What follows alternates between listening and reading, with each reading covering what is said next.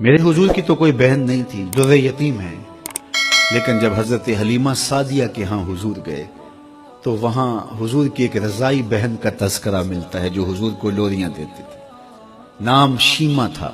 تو شام کے وقت جب خواتین کھانا پکانے میں مصروف ہونے لگتی تو بہنیں ویر اٹھا کر کے باہر لے جاتی۔ ہر بہن کا خیال یہ ہوتا کہ میرے ویر سے سونا زمانے میں کوئی نہیں۔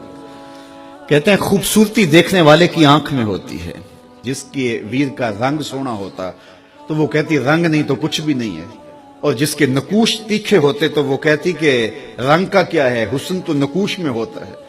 جس کی آنکھیں خوبصورت ہوتی وہ کہتی میرے ویر کی جھیل جیسی آنکھیں تو دیکھو۔ اب یہی بنو سعد کے محلے میں ہوتا، بچیاں اپنے ویر اٹھا کے لے آتی، ایک کہتی میرے ویر ورگا کوئی نہیں، دوسری کہتی میرے ویر جیسا نہیں۔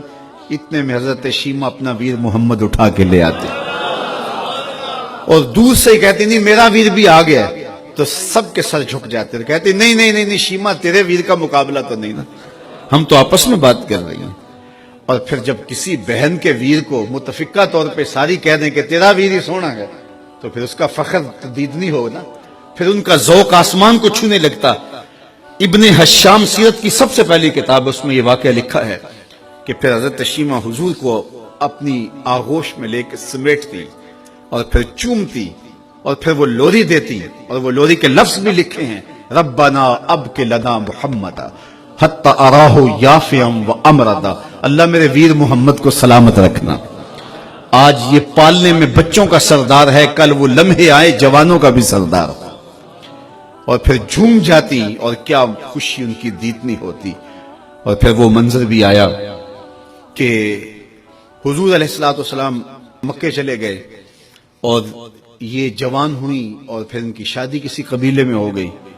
آقا کریم نے اعلان نبوت کیا، 13 سال کا وقت کٹا اور پھر حضور مدینہ شریف چلے گئے۔ جب غزوات کا سلسلہ شروع ہوا تو جس قبیلے میں شیمہ کا نکاح ہوا تھا اس قبیلے میں مسلمانوں کے ساتھ ٹکراؤ ہوا تو اللہ نے مسلمانوں کو فتح عطا کر دی۔ تو اس قبیلے کے لوگ قیدی ہو کے حضور علیہ السلام کے غلاموں کے ہاتھوں گرفتار ہیں۔ تو یہ اپنے قیدیوں کو چھڑانے کے لیے قبیلے کے سردار ایک ایک گھر سے فدیے کے لیے رقم جمع کر رہے ہیں۔ چلتے چلتے شیمہ کے گھر بھی پہنچے جو کہ ایک عمر کا حصہ گزار چکی تھی، اور جا کے کہا کہ اتنا حصہ آپ کا بھی آتا ہے۔ کہا کس لیے؟ کہا وہ جو لڑائی ہوئی ہے اتنے ہمارے بندے گرفتار ہو گئے تو ان کو چھڑانا ہے۔ تو چلتے چلتے باتوں میں کسی کے لبوں پہ حضور کا نام آ گیا تو شیمہ نے کہا اچھا انہوں نے تمہارے لوگ پکڑے؟ کہا ہاں۔ تو کہا پھر تم رقم اکٹھی نہ کرو، مجھے ساتھ لے چلو۔ انہوں نے کہا تجھے ساتھ لے چلیں؟ کہا تم نہیں جانتی وہ میرا ویر لگتا ہے، وہ میرا بھائی لگتا ہے۔ قوم کے سرداروں کے ساتھ حضرت شیمہ حضور کے نوری خیموں کی جانب جا رہی ہیں اور صحابہ ننگی تلواروں سے پہرا دے رہے۔ یہ مکی دور تو تھا نہیں، یہ مدنی دور تھا۔ اور شیمہ قوم کے سرداروں کے لے کے جب آگے بڑھنے لگی نا تو صحابہ نے تلواریں سونت دی، رک جا اے دیہاتی عورت، جانتے نہیں آگے کوچہ رسول ہے، آگے بغیر اذن کے جبریل بھی نہیں جا سکتے، تم کون ہو؟ تو شیمہ نے جو لفظ کہے وہ لفظ نہیں ہے۔ اس نے کہا خلو سبیلی وَعَلَمُوا أَنَا أُخْتُ نَبِيِّكُمْ، میری راہیں چھوڑ دو، تم جانتے نہیں میں تمہارے نبی کی باجی لگتی ہوں۔ تلواریں جھک گئیں، آنکھوں پر پلکوں کی چلمنے آ گئے، راستہ چھوڑ دیا۔ حضور کے خیمہ نوری میں داخل ہوئی تو حضور نے دیکھا، پہچان لیا، اٹھ کے کھڑے ہو گئے۔ فرمایا بہن کیسے آنا ہوا؟